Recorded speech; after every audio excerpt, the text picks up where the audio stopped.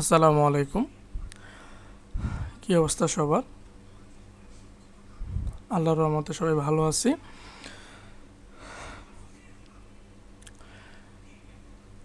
একটি শ্রেণীর বেঞ্চে 4 জন করে ছাত্র বসালে হবে। 3টি বেঞ্চ খালি থাকে, কিন্তু প্রতি বেঞ্চে 3 জন করে ছাত্র বসালে 6 জনকে দাঁড়িয়ে থাকতে হয়। ওই শ্রেণীর ছাত্র সংখ্যা কত? আচ্ছা, তাহলে ছাত্র সংখ্যা অজানা, তাই ধরি ছাত্র সংখ্যা ইকুয়াল x জন। এখন ওই প্রথম শর্ত মতে যতজন ছাত্র আছে 4 জন করে প্রতি বেঞ্চে বসলে বেঞ্চ খালি থাকে হচ্ছে 3টি, এবং দ্বিতীয় শর্তে হলো আবার প্রতি বেঞ্চে 3 জন করে বসলে 6 জনকে দাঁড়িয়ে থাকতে হয়। ঠিক আছে, যেহেতু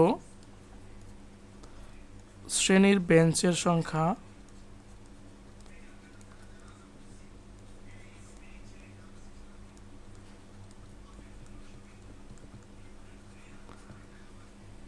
একই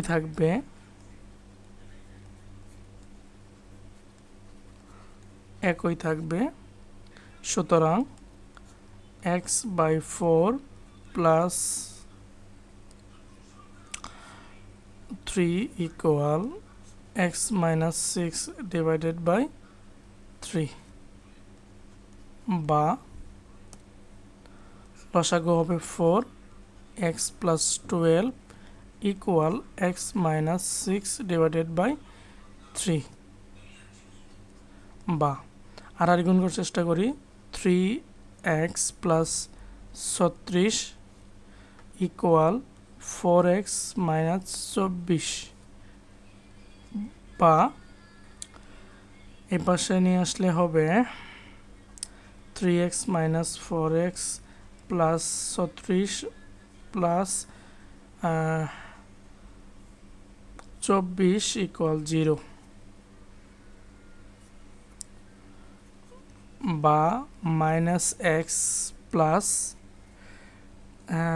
30 অর্থাৎ 60 এটা ইকুয়াল 0, বা minus x equal minus 60 minus 1 দ্বারা গুণ করলে আমরা এক্স ইকুয়াল 60 পাবো। অর্থাৎ ওই শ্রেণীর ছাত্র সংখ্যা হচ্ছে 60 জন। যারা আমরা পরীক্ষা দেই বা প্রশ্নমার্ক সলভ করি তারা এই প্রশ্নটা প্রায় দেখে থাকি, কমন একটা প্রশ্ন এবং আমাদের সবার জন্য ইম্পর্টেন্ট। আশা করি ক্লিয়ার।